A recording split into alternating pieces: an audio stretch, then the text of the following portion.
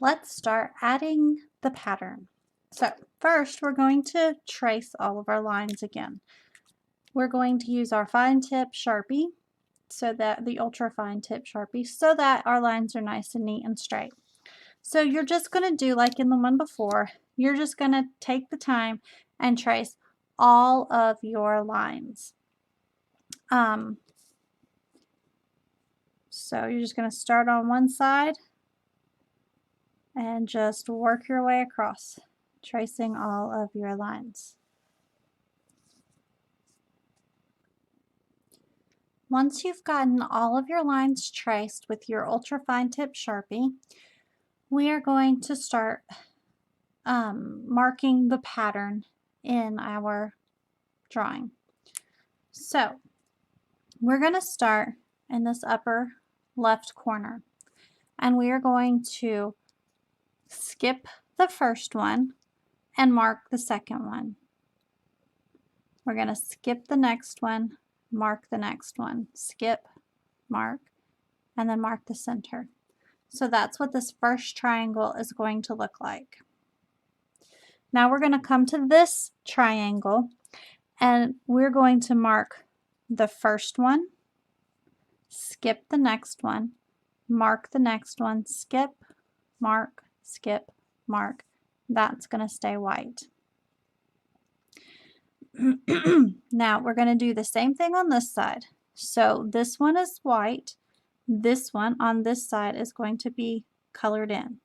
Then we're going to skip and go every other one.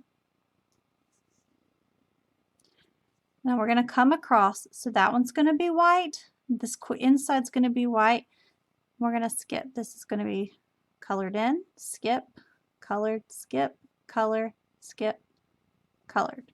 So that is that half of that square.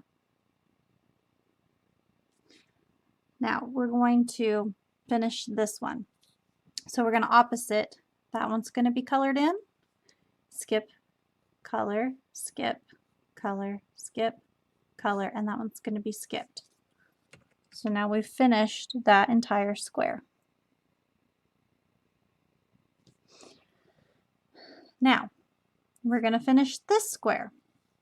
So if we follow the pattern we did over here, this one is colored in, so this one is going to stay white, and we're going to skip, white, skip, white, skip, colored in, skip, colored in, skip, colored in.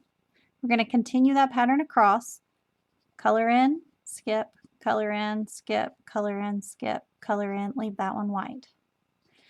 This one is going to be white because that one is white. Color in, skip, color in, skip, color in, skip, color in. So now we have those two boxes filled in. This one is colored in and this one is not. I'll put this here and lay it here so you can see. So that's the top part of our optical illusion. Now we're going to fill in the bottom part. So if this one is white, then the top of this square is going to be colored in. And then we're going to repeat the pattern. So colored in, white, colored in, white, color, white, color, white. This one is going to be white, color, white, color, white, color, white, color. So since these two are white, these two are going to be colored in. Colored in on these two. Now we're going to follow up. So colored in, white, color, white, color, white, color, white. This one is colored, this one is white. We're going to follow the pattern this way. So colored in, white, color, white, color, white, color, white. So this is colored in, this one is white. We're going to continue that pattern. So this one's white, this one's colored in, white, colored in, white, colored in, white, colored in, white. White, colored in, white, colored in, white, colored in, white, colored in.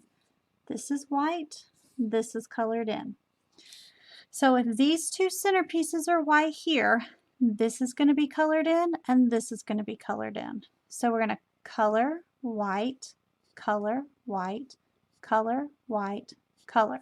So then we have white, color, and it repeats the pattern that way.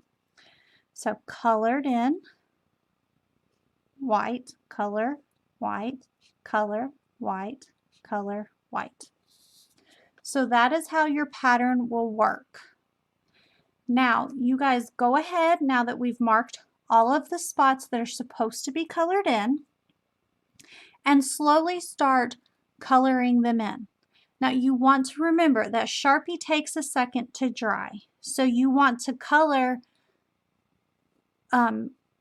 starting at one side and coming across. And if you're going to turn it where you're putting your hand in black, you want to take a scrap piece of paper or a napkin and put your hand on top so you're not smearing the Sharpie, because the Sharpie can smear. So go ahead and take the time to color that in, and then once you've colored it in, we will see what the pattern looks like. So I am going to color in mine later, but here is a finished project. So if you see how the pattern alternates, that's what creates the optical illusion. So when you're finished coloring in your pattern, you will have a project that looks like this. And you can cut it out if you would like. If you don't want to, that's fine as well. You could color in the outside of it black and give it a nice black border. That's up to you. If you have any questions or comments, if you're struggling with figuring out something, please let me know and I will respond to you, and we will work something out so that I can help you. I hope that you enjoyed this project, and I can't wait to see your final projects.